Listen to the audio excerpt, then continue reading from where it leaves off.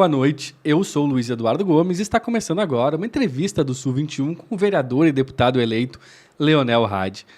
Muito boa noite, Leonel. Muito obrigado por participar, por aceitar o convite para participar dessa entrevista. Seja bem-vindo mais uma vez ao Sul 21.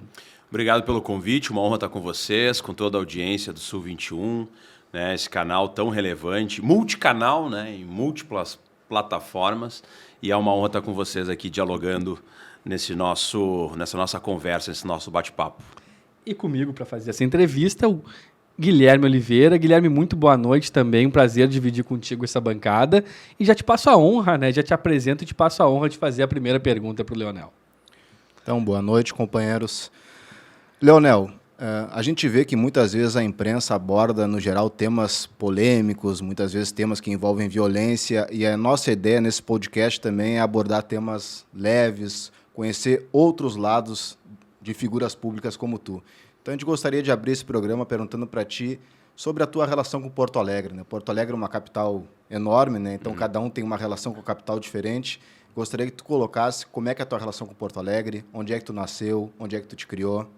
Eu nasci em Porto Alegre mesmo, embora eu tenha também uma grande relação com Alegrete, porque a família da minha mãe é do Alegrete, então eu ficava pelo menos uns 2 meses por ano, passava no Alegrete, mas minha vida se centrou em Porto Alegre e eu vivi até os 24 anos por aí na Cidade Baixa, então bem na divisa com o Menino Deus, ali na Travessa Pesqueiro, perto da Múcio Teixeira. Ali. Então a minha vida ficou nesse entorno, né? Estudei no Sévigné, estudei um tempo na SEMI, mas depois já fui para o Sévigné, então toda a minha formação se deu no Sévigné. E depois, né, fui para a URGS, fui cursar lá no campus do Vale da URGS, né? Tu cursou o quê? História. Formei História pela URGS. Mas, enfim, a minha relação com Porto Alegre sempre se deu nesse eixo, né, da Zona Central, Cidade Baixa, Menino Deus, depois, né, aquela região da agronomia, depois morei um tempo em Ipanema, né. Mas essa tua relação com a Cidade Baixa, assim, o que tu lembra, programas que tu fazia com teus pais, lugares que tu frequentava, assim, como é que era a Cidade Baixa quando nasceu? Eu andava muito de bicicleta pela Lopo Gonçalves, ia para Redenção, essa função da Cidade Baixa, né. E aí depois, quando comecei a me envolver com música e tal, com banda, então tocava nos bares da Cidade Baixa, ali, Divina Comédia, tinha agora não vou me lembrar de todos os nomes, mas vários bares que fecharam no entorno da Opinião, ali, todos aqueles barzinhos ali, a gente tocava, participava dos eventos, Eclipse e tal. Então, mas assim, minha adolescência foi muito essa questão mais, assim, claro, diurna, né, da Cidade Baixa, de andar de bicicleta, de jogar ali futebol com o pessoal da Guaranha, agora é a Baronesa do Areal ali, né, o Quilombo do Areal, na época era Guaranha, a gente chamava só de Guaranha, então, e a Guaranha, ela termina bem na Pesqueira, então tinha toda a relação com o pessoal que morava ali no Areal e tal, então a gente jogava bola na rua, era essa função bem urbana da década de 80, assim, né. Leonel, a gente até estava conversando antes de começar o programa, né, de que tu foi músico, né, que tu toca, né, que tu tinha uma banda, né. Eu até desconhecia, né, o Guilherme que trouxe a informação aqui, até na campanha para deputado, tu até tocou. Isso, a gente fez o pré-lançamento. Como é que é a tua relação com a música, assim? Tu é um cara que vem de uma família que tem relacionamento com a cultura, né, com a arte, né.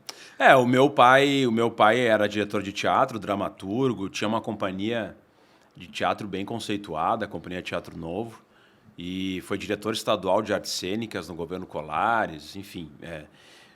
E a minha irmã é atriz, hoje ela administra o Teatro Museu do Trabalho, ali na Andradas, quase ali na frente do gasômetro. E então eu tinha, por um lado, essa veia mais do teatro, das artes cênicas, e, de outro lado, lado materno, essa parte da música, porque minha avó tocava piano, minha tia se formou no Belas Artes da URGS e o meu tio se formou no Belas Artes da URGS. Então, ele em piano clássico e ela em licenciatura na música, né? E aí ela foi ser professora no Aplicação, ela era professora no Anchieta, depois foi ser professora de música no Aplicação. E por essa vinculação com a aplicação da URGS, eu entrei muito cedo consegui nos sorteios ali, consegui entrar no projeto Prelúdio, que era da URGS. Então, eu, na verdade, aprendi a ler partitura antes de ser alfabetizado, porque era o processo do projeto Prelúdio. Então, fazia oficinas, fazia laboratório, que eles chamam, tocava flauta soprano, contralto, enfim, então tinha coral. Então, eu tive essa vivência, né, dentro do projeto Prelúdio já desde criança. Aí, depois, quando fui, né, adolescente, formei a primeira banda ali. Claro, formei outras bandas menores ali. E vocês tocavam o quê? Rock, né? E aí, a minha primeira banda, assim, que teve uma certa organização, gravou disco, produzido pelo Cal Neto, que era do Papas da Língua. A gente teve inclusive, a gente gravou no estúdio do Duca Lindecker, da Cidadão Quem e tal, que eram bandas, né? São bandas conceituadas. Daí era a Samadhi. A Samadhi a gente teve uma certa repercussão, assim. Aí a Samadhi acabou e a gente iniciou a Calibre, e a Calibre até hoje, claro, não tem como dar uma ênfase assim nos ensaios e tal, mas ainda segue, né? Até os dias de hoje. E tu canta? Eu sou vocalista da banda. E na tua relação ali com a Cidade Baixa e com a Guaranha, como tu falavas, que é o berço do samba, né, onde nasceu o Carnaval de Porto Alegre, a Cidade Baixa, década de 80, 90, 2000, eu frequentava muito à noite ali, não sei se o Luiz também era de sair de noite na Cidade Baixa, quando tinha aqueles bares ali na João Alfredo. Era. Bongô, Nega Frida. Eu tinha amigos que tocavam no DJs lá, isso aí. O que imperava ali era o samba rock, né? Isso, samba rock. Te influenciou também, chegaste a tocar samba rock? Não cheguei. O samba rock eu sempre, claro, sempre escutei e tal, mas nunca, não era a vertente. Mas era o período, assim, que isso era a regra, né? O Manuel Canepa, que é DJ também, tocou comigo na Samadhi, na primeira formação. Hoje ele é DJ, toca no Ocidente. E ele tocava nos bares ali da João Alfredo nesse período, justamente samba rock. Então, quer dizer, a gente tinha uma interlocução, né? Embora não fosse o nosso estilo, assim. Mas foi um período de muita efervescência, né? Principalmente na região da João Alfredo, República ali. E bons tempos, né? A gente tem histórias muito, muito, muito bacanas, assim, da Cidade Baixa. O Amsterdã, não sei se chegaste a pegar. Amsterdã, tocamos no Amsterdã. Chegamos a tocar, sim, com certeza. Então, foi muito... são boas memórias, assim. E tinha um público, sabe? A gente tocava na Croco, que já não era mais a Crocodilos, né? Já era a Croco da década de 2000. E então, a gente meio que é contemporâneo da Fresno, dessas bandas. E a gente se dava, assim. A gente sempre se fechava, né? Na Samadhi e tal, com essas bandas, e fazia festivais, e às vezes tinham 5 bandas e lotava, era um momento de efervescência do pop rock, do rock gaúcho, assim. Claro, tinha as bandas de mainstream e tinha as bandas do underground, a nossa era underground, né? Mas fazia um barulhinho ali na época, né? Interessante. E como é que tu sai de um estudante de história, de alguém que tem uma banda que está relativamente presente no cenário... Trabalhando como ator também. Trabalhando como ator e vai parar na Polícia Civil. Essa é a pergunta de $1 milhão, né? Não, eu me formei em História, e depois eu comecei a fazer especialização na História Contemporânea. Me formei também, terminei minha especialização em História Contemporânea, minha pós. E nesse período eu trabalhava como ator também, né?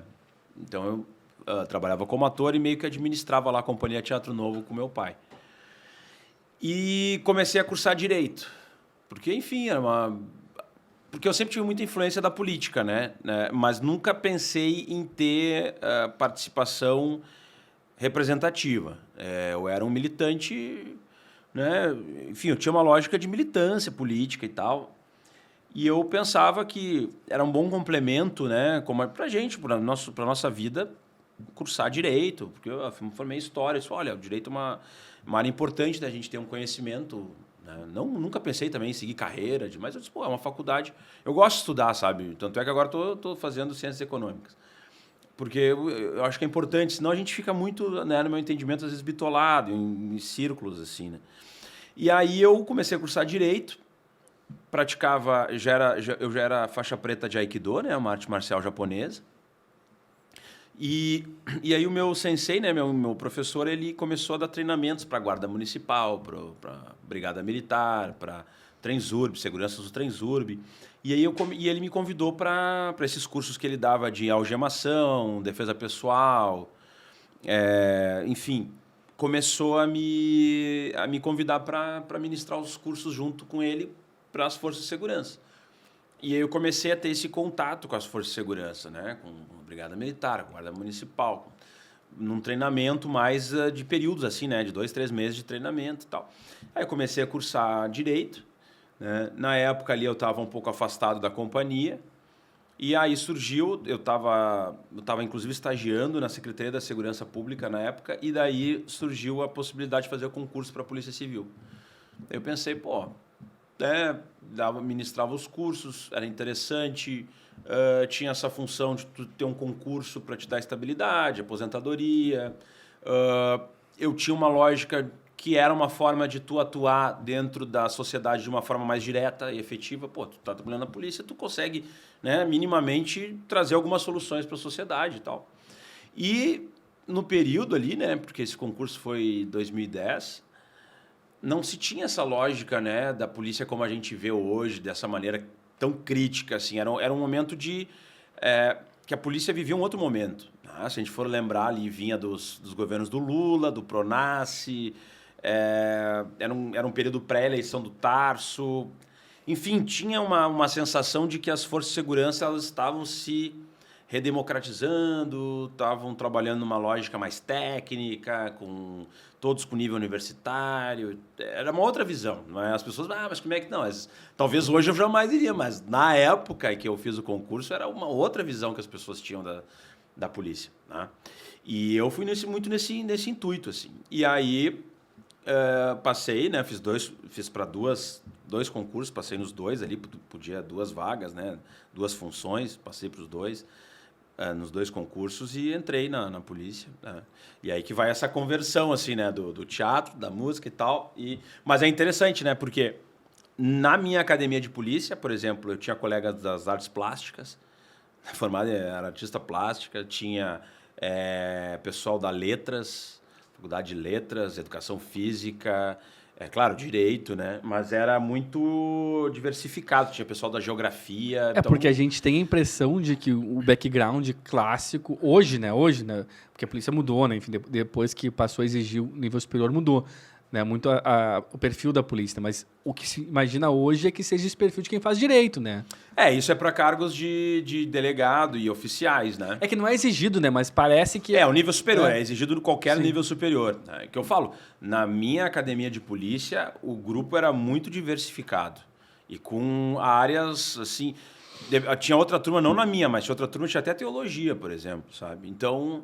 Isso é interessante, o pessoal da engenharia, e aí vai, porque, claro, e aí quando tu começa a melhorar a condição econômica e tal, tu começa vários outros cursos e outras profissões, né, pessoas que vêm de outras profissões acabam migrando, né? Então, e eu tive essa vivência, então para mim foi uma coisa meio natural, assim, né?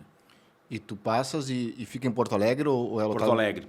Fico em Porto Alegre, eu começo trabalhando ali na região da Cruzeiro do Sul, ali na 20ª Delegacia, no Cristal, mas pega bem no início da Vila Cruzeiro. E aí depois eu já vou para a 1ª Delegacia de Homicídios do Morro da Conceição. Então, é uma delegacia era no início da Vila Cruzeiro e a outra delegacia era no meio do Morro da Conceição, ali da Vila Maria Degolada. Né? E quando é que tu participa do movimento de policiais antifascistas? Eu entro no movimento em 2018. Na verdade, eu já vinha com a pauta antifascista desde 2013. Quando começam essas manifestações e elas, né, de junho ali de 2013, e elas são apropriadas para a extrema-direita, eu trabalhei em todas as quintas-feiras, eu acho que eram as quintas-feiras que tinham os atos de noite, aqueles e tal, tinha sempre um evento dramático nas quintas-feiras, né? E quando eu comecei a observar que tinha virado aquela chave, eu comecei a me voluntariar para fazer os plantões dos eventos. Que daí tinha migrado do Palácio da Polícia e tinha ido lá para a Academia de Polícia Integrada, lá na Antônio de Carvalho. E porque eu queria entender o que estava acontecendo, né? Claro, aproveitar para trabalhar e tal, para auxiliar os colegas, mas também para ter uma leitura, porque o que eu estava lendo era diferente do que um pessoal da esquerda estava lendo. E eu, como era um militante muito autônomo, não era um, eu sou filiado ao PT desde 99. Minha mãe fundou o PT, né? Então, toda a criação do PT eu passei, assim, eu nasci em 81, o PT se formou em 80. Então, toda essa formação do PT inicial, com vinculações com o sindicato, eu estava criança no colo vivendo isso. Né? O Olívio lá em casa, Fortunati, o Clóvis Jürgen Fritz, toda essa turma. O antigo Fortunati, O né? antigo Fortunati. Aquela brincadeira do antigo MDB chama antigo. O antigo Fortunati. O Fortunati é que eu digo, né? Acho que politicamente, enfim, eu lastimo assim pelas escolhas dele, né? Mas, por exemplo, Fortunati, ele foi a última pessoa fora da família que viu minha mãe, porque minha mãe morreu de câncer, né? Então ela ficou um tempo em coma ali. Ele foi lá no hospital visitar, ele era prefeito na época, foi visitar minha mãe no hospital e foi no velório da minha mãe, né? Assim como o Olívio foi também, né? E no meu pai também, ele foi no velório do meu pai. E porque ele era muito amigo do meu pai. Então eu tive a relação, ele teve a relação com meu pai e minha mãe. Então é uma pessoa assim, claro, politicamente, né? A gente está muito afastado, mas assim, eu tenho um grande carinho e respeito por ele no campo pessoal, por esses gestos, assim, porque de fato ele é uma pessoa muito humana, embora tenha tomado um rumo completamente político, né? Bom, acho que o resultado acaba... Eu acho que nem ele sabe o rumo que ele tomou. Nem ele sabe, né? Mas eu me lembro, a minha mãe era muito amiga do Fortunati, ele tem um livro, né? Uma biografia, acho que ele fez, e ele cita a minha mãe. E cita a minha mãe no livro e tal. E aí mas a minha mãe e ele brigavam direto, porque minha mãe era bem sectária, né? Então as pessoas dizem, quem conhece a minha mãe, assim, quem conheceu a minha mãe, dizia assim, o Leonel e tal, mas a mãe dele é 10 vezes pior que ele. E era verdade. Minha mãe era de botar dedo na cara de gerente do banco, né? Banco do Brasil. Mas assim, na ditadura. Mas a relação dos dois era de muita amizade, mas ela xingava ele, eu me lembro, ligava pra ele e dizia, Fortunati, tu é um fraco. Tá equivocado, tu é um light, né? Na época tinha esses termos, né? Mas, enfim, eu tenho um carinho nesse sentido, né? Mas voltando, né, sobre essa questão, né? Então, filiei ao PT em 99, então eu tinha uma lógica, né, vindo de família e tal. Mas eu nunca fui um cara vinculado a grupo político, a partido, tendência, né? Mas ia lá, pegava um materialzinho no balcão lá, ia lá né? Tinha lá a campanha, eu ia no comitê, pegava o material e saía eu distribuindo aleatoriamente. Eu escolhia um candidato a deputado estadual, conversava com algumas pessoas, era isso. Só que o que acontece? 2013 eu comecei a ver aquela situação e eu, na época, estava, né, nessa função dos direitos humanos e tal, já discutindo na faculdade, depois de fazer meu mestrado. E a gente tinha um grupo de debate sobre isso, com advogados, procuradores, enfim, era um grupo... E aí eu dizia, né? Eu disse, isso aí é fascismo. Me lembro que eu falava em 2013, isso é fascismo, não sei o quê, porque todo o debate era, inclusive, na época, sobre o uso de máscaras, né? Porque tinham os black blocs, basicamente se centrava muito nessa questão dos infiltrados, não infiltrados, black blocs, usar máscara, não usar máscara. Esse era o centro, né, do início ali para as pessoas. Uns diziam, não, são os movimentos horizontais, que é sem partido, não pode ter bandeira, que os partidos não podem se apropriar, as pessoas querem liberdade, né? E eu dizia, no meu entendimento, assim, e isso, né? Porque eu tinha estudado na faculdade, tinha estudado na especialização, era um campo que eu pesquisava. E eu dizia, olha, para mim isso aí é protofascismo e tal, fascismo, porque as pessoas saem, né, com ódio ao Estado, não sei o que, que era um Estado que era administrado pela Dilma. Então tinha um fator muito evidente de desestabilização no governo de esquerda. Então, contra tudo que está aí, saía de madrugada, quebrando as coisas. Daqui a pouco, no meio do nada, surgiam uns caras, né, quebrando tudo, que ninguém sabe quem são. E eu me lembro que comecei a fazer os plantões. E aí, nesses plantões, aquilo começou a me chamar a atenção. E aí, eu me lembro que eu começava a falar para os colegas da polícia, isso é fascismo. E eles diziam assim, mas não era um debate, né? Ninguém falava sobre isso na época. E aí eu dizia, olha, que os caras estão... Aí começou a aparecer assim, militar preso, caras com roupa de exército presos. Entende? Pessoas que não eram do esperado de uma manifestação contra a Copa, por mais direitos e tal. Então eu comecei já a levantar essa bandeira lá em 2013. Aí comecei a ser perseguido e tal, em 2015, recebi um monte de sindicância. E aí, 2018, ficou muito evidente, né, a questão do antifascismo. Né? Aí... Ali em 2014, chegaste a acompanhar quando furaram o Fuleco? Agora está Sim, o Fuleco. Que deu toda aquela questão com a Brigada Militar, que até hoje vem com a mentira que o cara tá lá no hospital por causa da pedra na cabeça que tocaram dele. Não é verdade, ele tinha uma síndrome autoimune e tal, infelizmente, né? Mas eles tentam vincular com aquele ato e tal. Mas o que eu quero dizer com isso, né? Eu alertava, então eu já vinha com essa pauta antifascista, assim. E por que tu dá esse pulo para a política, assim?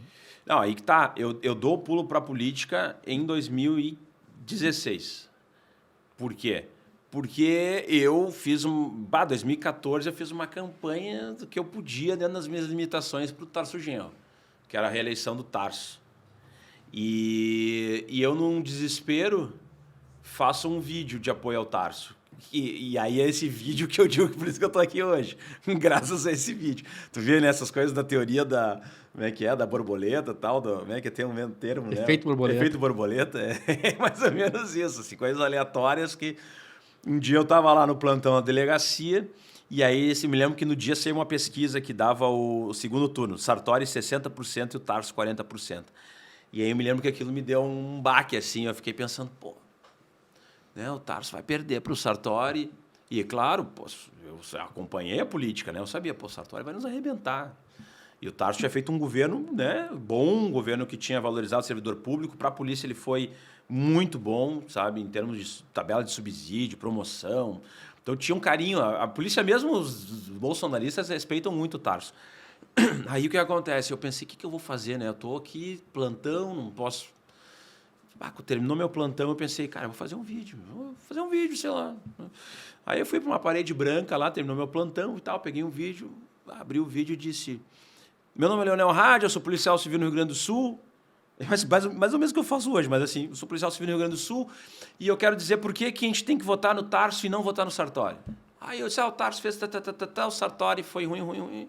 Né? Ele vai ser porque ele representa a IEDA, representa o Rigoto, representa o MDB, era PMDB na época ainda, né? Fui elencando assim as diferenças, né, de um para o outro e deu. Aí eu me lembro que eu fui dormir e quando eu acordei, acho que umas 4, 5 horas depois, tinham 200 mil visualizações do vídeo. E eu tinha um Facebook com 3 mil amigos, um perfil simples, assim. E eu me lembro que na época eu achei que fosse algum problema de internet, alguma coisa. 200 mil visualizações, nunca tinha acontecido. Meus vídeos tinham 100, 200 visualizações e tal. E aquilo foi passando. Passou 2, 3, 4 dias, o delegado me chamou lá. Vem cá um pouquinho que eu tenho que falar contigo. Daí me chamou e disse, olha, tu gravou um vídeo de apoio ao Tarso, né? Eu disse, gravei, né? Fora de horário de trabalho e tal, não tinha nada de polícia, nada. Eu só disse que eu era policial. Tá? Ele disse, não, tranquilo, só vou te dizer uma coisa. Os delegados que apoiam o Sartori fizeram uma reunião e esse vídeo teve muita repercussão. Esse vídeo está sendo distribuído em vários grupos e tal. E faltou 1 semana e meia, 2 semanas para a eleição. E eles consideram que, bom, policial, no auge no início da Lava Jato, tinha todo um contexto de que o PT era corrupto, o PT era criminoso, não gostava da polícia, era tudo estava se montando muito essa lógica que a gente defendia criminosos e tal. Bom, policial, dizendo, sou policial, voto no Tarso, o PT fez bem e o MDB faz mal, tem um impacto na opinião pública, né, considerável, ainda mais que eu era um cara desconhecido, então era um policial da linha de frente e tal, falando sobre isso. Daí ele disse, olha, os delegados que estão coordenando a campanha do Sartori na pauta da segurança chamaram uma reunião de emergência nas DEP, que é a Associação dos Delegados, e o teu vídeo passou num tablet entre todos os delegados. Ninguém te conhecia, ninguém sabia onde tu trabalhava e perguntava, quem é esse cara? Alguém conhece esse cara? E tal. Aí chegou nele, né, que era o delegado que trabalhava comigo, e ele era ligado ao PP, o Partido Progressista. Aí ele olhou e disse, esse aqui é o Leonel. Aí ele disse para mim, os delegados lá disseram, tu tem que punir esse cara, porque esse vídeo pode trazer prejuízo para o Sartori. E ele disse, não tem como punir ele, porque o estatuto, ele não fez nada que infrinja o estatuto, não tem como punir ele. Ele disse assim, eu não vou punir ele, porque a gente já teve discussões políticas na delegacia, mas a gente sempre foi respeitoso um com o outro. Ele é um bom policial, trabalha bem, eu não vou fazer nada. E ele disse assim, foi o que eu falei para eles. Mas ele disse assim, tu te prepara, porque eles vão te perseguir. Delegado do PP. Bom, eu levei frouxo, o Tarso perdeu, o Sartori ganhou, e aí começa 2015. E eu, tranquilo, Sartori começa ali nos primeiros meses, se a gente for lembrar, janeiro, fevereiro, ele já começa a arrebentar professor e corte de hora extra e corte de fechamento. Sim, o famoso decreto, aquele de contingenciamento, horrível, que ele cortou horrível, tudo, né? tudo saúde, daí ele tira o SAMU aeromóvel, ele faz o descambau já no início. E eu, tipo assim, agora eu vou mostrar como eu tô certo, né? Aí eu ia lá, pegava o Correio do Povo, pegava o Sul 21, pegava a Clica RBS, pegava não sei o que, e olha só, o Sartori está destruindo o estado do Rio Grande do Sul, babá. E fui criticando, porque não tinha matéria o que não faltava, né? Era da educação, passando por segurança, por saúde e tal, e eu... Mas sempre respeitoso, nunca tipo assim, ladrão, não. Ele dizia, olha, tá destruído o estado, tá equivocado, ele não sei o que e tal. E aí, lá por março, chega na minha mesa, sindicância número 1 de 2015. Aí aquele 1 de 2015 que me marcou. Tipo, pô, primeiro processo movido contra um policial em todo o Rio Grande do Sul foi contra mim. Tava lá, a mensagem era clara. E por quê? E aí tava lá. Emitir comentários depreciativos contra autoridades constituídas do país. Quebra da hierarquia e disciplina, porque o governador é o chefe da polícia, né? Enfim, eu tinha transgredido desde o gravíssimo ao leve. Eu tinha umas 5, 6 transgressões por criticar o governador nas redes sociais. É curioso, né? A gente tem essa discussão hoje da liberdade de expressão que a direita promove, que os monarcas da vida promovem. Isso estava legal, né? Esse desrespeito à liberdade de expressão Com que certeza. sempre aconteceu, né? De um lado contra o outro, só que geralmente da direita contra a esquerda, isso estava legal, né? Mas para tu ver, né? Isso era 2015. O que eu quero dizer com isso? 2015. O fascismo, esses governos autoritários, eles precisam extirpar os quadros divergentes. Então, nitidamente, o que nós estamos vivendo hoje foi algo construído lá em 2014, 2015. Eu fui vítima, mas outros colegas foram também. Lógico, não no mesmo nível, porque a maioria recuou. Eu fui para um enfrentamento, é diferente a postura. Mas para tu observar, aquilo que nós vamos ver lá em 2018 já estava sendo construído lá em 2015. Porque quando eu vou para a sindicância, vou ser ouvido, né? Que é uma piada, né? O cara que te disse que tu transgrediu, o cara que vai te escutar, então tu já sabe o resultado do... E é interessante, o nosso Estatuto da Polícia Civil é da ditadura ainda, de 82. Então, torturar preso é menos grave do que eu xingar o governador, por exemplo. E qual que foi a punição? Aí que acontece? A punição foi 10 dias de suspensão convertido em multa. Então, ao invés de eu ficar suspenso, eu tinha que trabalhar de graça. Entendeu? Mas assim, e indicação à demissão. Aí, o que acontece? Na oitiva, que daí, por que eu entrei na política? Aí a gente vai para esse ponto, né?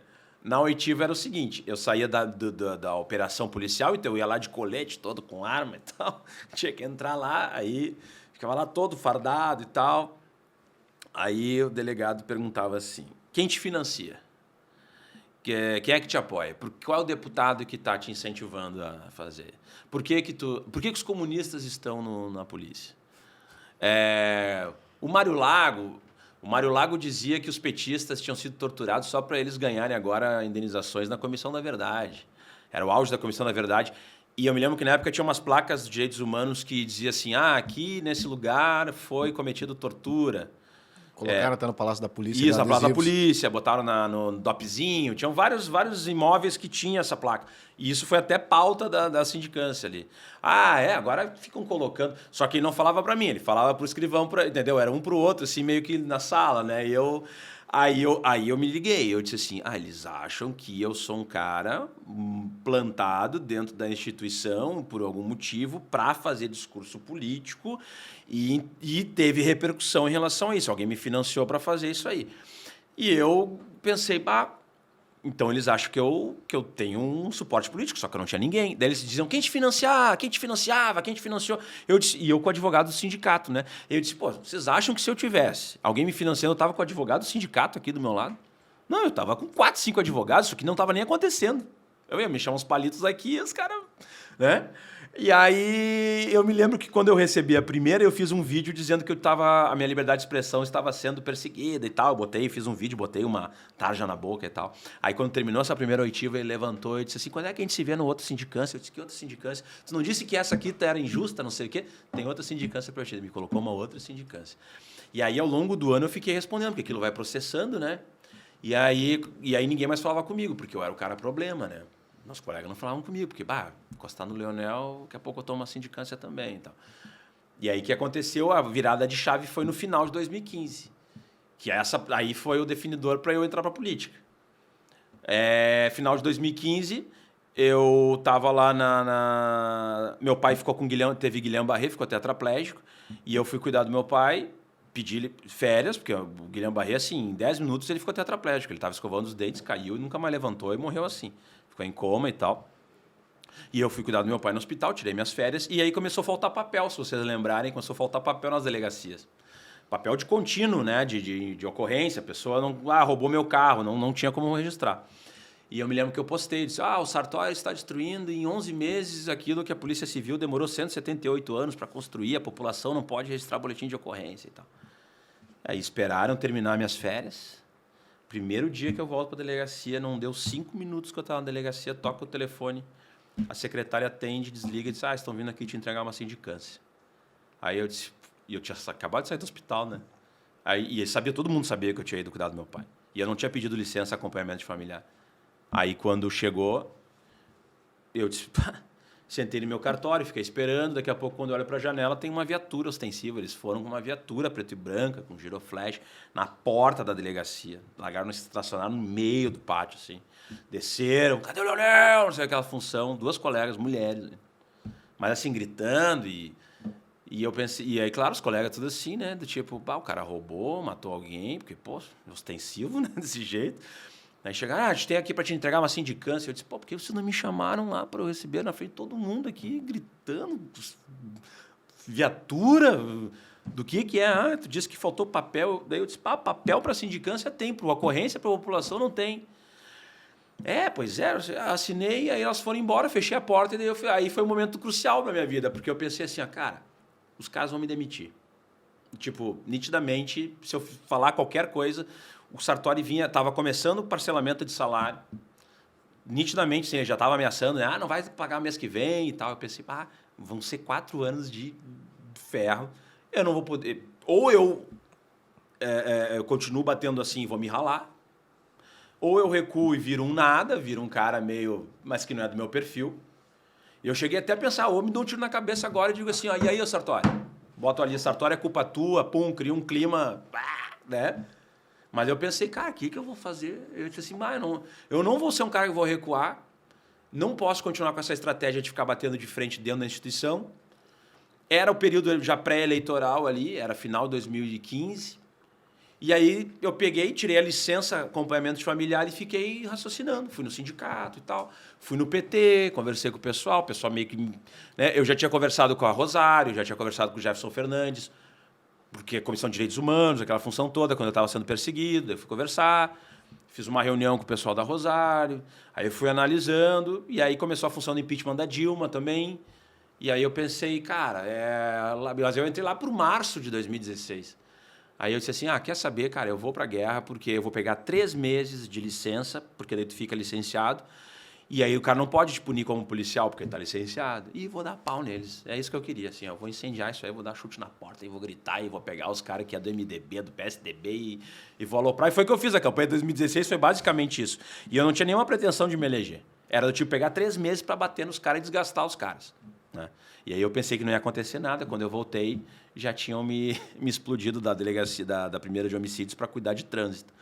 Aí até voltar demorou um tempão, né? Mas foi assim, eu entrei nesse viés, né? Entrei nesse viés. É uma baita história, baita volta para chegar aqui, né? Sim. Vai lá.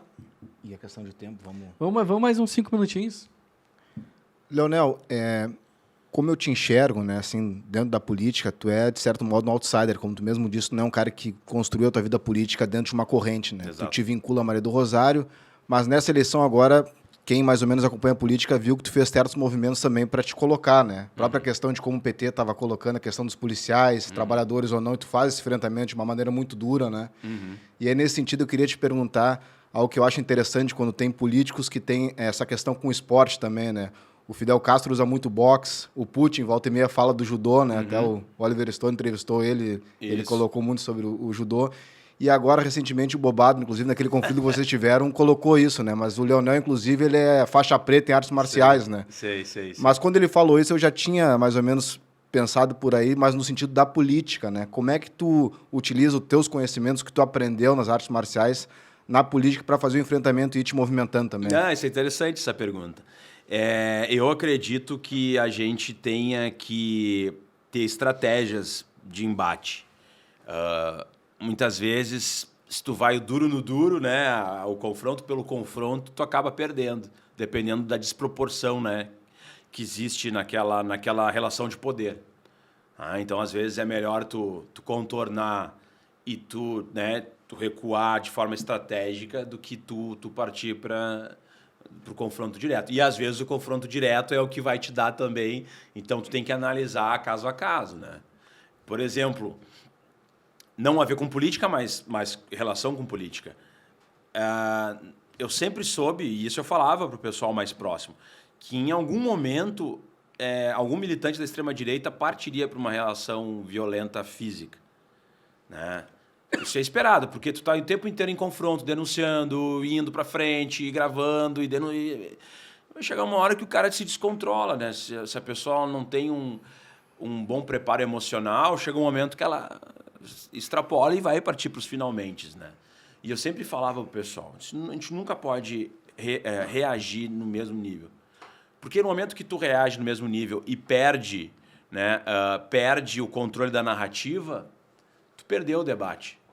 Porque se alguém te dá um soco, tu dá um soco de forma imediata, o que acaba acontecendo? É uma briga, os dois são violentos, bababá, e aí a narrativa da extrema-direita acaba... Se o cara tem mais rede, ele acaba vencendo a narrativa.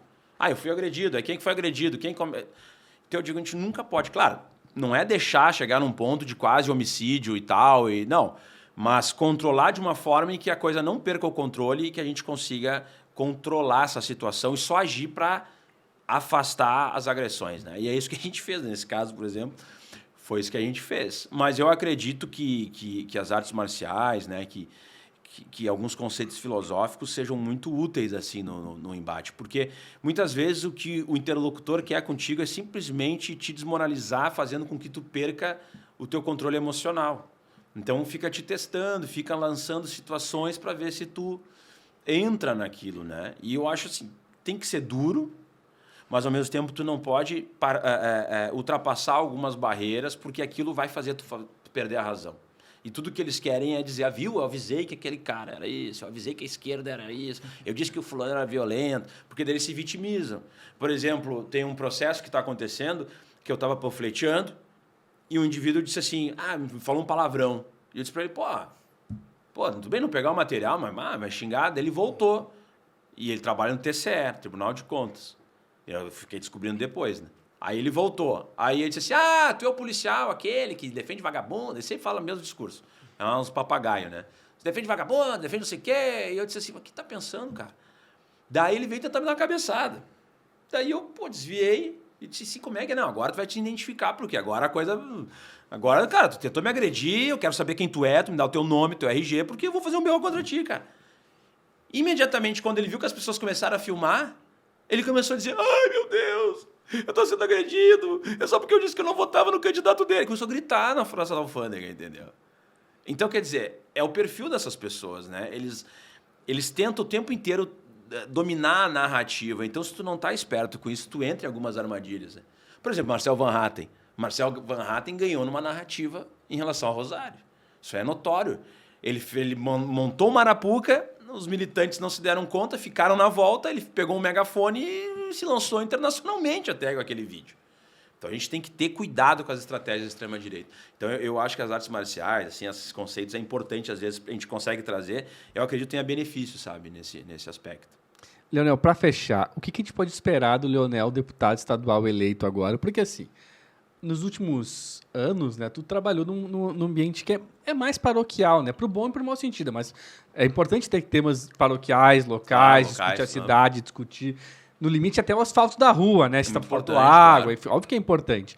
E agora tu vai para um lugar que, digamos assim, agora todo mundo veste terno, todo mundo é ex-prefeito, é ex-alguma coisa, né, já tem uma trajetória consolidada na política e também os temas mudam, né? A gente pode esperar um Leonel ainda botando aquela cabeça de burro para falar, ou é o Leonel que vai se preocupar um pouco mais com temas da segurança, por exemplo. Quem que vai ser...